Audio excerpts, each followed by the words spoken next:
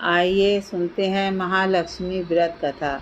महालक्ष्मी जी का व्रत राधा अष्टमी से प्रारंभ होता है और आश्विन माह की कृष्ण पक्ष की अष्टमी को समाप्त होता है।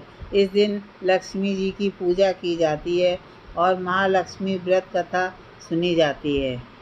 इस दिन सर्वप्रथम लक्ष्मी जी की मूर्ति को स्नान कराएं और वस्त्र आभूषण आदि धारण कराकर भोग लगाएं। आचमन कराकर पुष्प, धूप, दीप, चंदन आदि से आरती करें और आरती के पश्चात प्रसाद वितरित करें। रात्रि को चंद्रमा के निकलने पर उसे अर्घ्य दें और आरती करके स्वयं भोजन करें।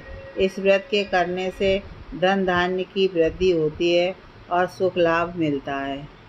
इस दिन लोग हाथी पर बैठी माँ लक्ष्मी की पूजा विधि विधान से करते हैं।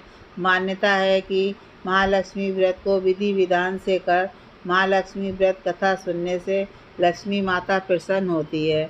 इस दिन महालक्ष्मी व्रत कथा को जरूर सुनना चाहिए। महालक्ष्मी व्रत कथा को सुने बिना यह व्रत अधूरा माना जाता है।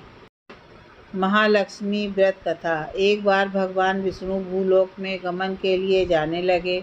तब माता लक्ष्मी ने भी हठ किया कि वह भी उनके साथ भूलोक भ्रमण पर आना चाहती हैं। भगवान विष्णु के बहुत समझाने पर भी माता लक्ष्मी नहीं मानी और साथ जाने की जिद करने लगी। तब भगवान विष्णु ने कहा कि मैं आपको एक शर्त पर साथ ले जा सकता हूँ। माता लक्ष्मी मन ही मन खुश हुई कि चलो सशर्त ही सही, भगवान के साथ जाने का अवसर तो मिला। माता लक्ष्मी ने कहा कि मुझे सारी शर्तें मंजूर हैं। तब भगवान विष्णु ने कहा कि मैं जो कहूँ, जैसा कहूँ वैसा ही करना होगा। और फिर दोनों धरती पर आकर विचरण करने लगे। एक जगह आकर भगवान विष्णु ने कहा कि मैं दक्षिण दिशा की ओर जा रहा हूँ, आपको यहीं पर रुककर मेरा इंतजार करना होगा। ऐसा बोलकर भगवान विष्णु दक्षिण दिशा की ओर चले गए। अब माता लक्ष्मी को जिज्ञासा हुई कि दक्षिण दिशा की ओर ऐसा क्या है जो भगवान मुझे अपने साथ लेकर नहीं गए। लक्ष्मी माता का स्वभाव वैसे भी चंचल है, इसलिए वे वहाँ पर ज़्यादा देर नहीं रुकी और दक्षिण दिशा में भगवान की तरफ जाने लगीं। कुछ दूर जाने पर माता को सरसों का खेत दिखाई दिया। सरसों का खेत फूलों से भरा हुआ था, जिसने माता लक्ष्मी का मन मोह लिया। वह वहीं पर रुककर अपना श्रृंगार करने लगी। श्रृंगार करने के बाद वे कुछ दूर गईं कि उन्हें एक गन्ने का खेत दिखाई दिया। माता को गन्ना खाने की इच्छा हुई और वह गन्ना तोड़कर खाने लगी। इतनी देर में भगवान विष्णु वहाँ पर आ गए। जब भगवान ने माता लक्ष्मी को गन्ना खाते हुए देखा तो वह क्रोधित हो गए और उन्होंने कहा कि आपने मेरी शर्त का उल्लंघन किया है। मैंने आपको वहाँ पर रुकने के लिए कहा था, आप वहाँ पर नहीं रुकी और किसान के खेतों में से फूल और गन्ना तोड़कर अपराध किया है, इसलिए आपको दंड अवश्य मिलेगा। भगवान विष्णु ने माता लक्ष्मी को 12 बरस तक किसान के यहाँ कार्य करने का श्राप दिया।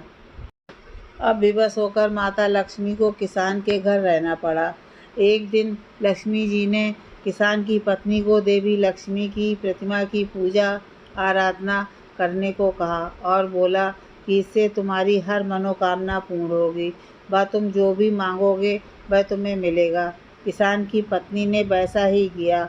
वह हर रोज़ देवी लक्ष्मी जी की प्रतिमा की पूजा आराधना करने लगी। कुछ दिनों में ही उनका घर धन धान्य से पूर्ण हो गया और घर में सुख समृद्धि का वास हुआ। अब उनके दिन सुखपूर्वक बीतने लगे। धीरे धीरे 12 बरस का समय व्यतीत हो गया। जब भगवान विष्णु माता लक्ष्मी को लेने के लिए आए तो किसान की पत्नी लक्ष्मी जी के पैरों में गिर गई और उन्हें वापस ना जाने का आग्रह करने लगी। इस पर लक्ष्मी जी ने कहा कि यदि वह कार्तिक माह के कृष्ण पक्ष की तेरस के दिन विधि पूर्वक मेरी पूजा करे तो वह उसके घर से कभी नहीं जाएगी। वह एक कलश या किसी पात्र की स्थापना करे और उसमें कुछ धन रखे।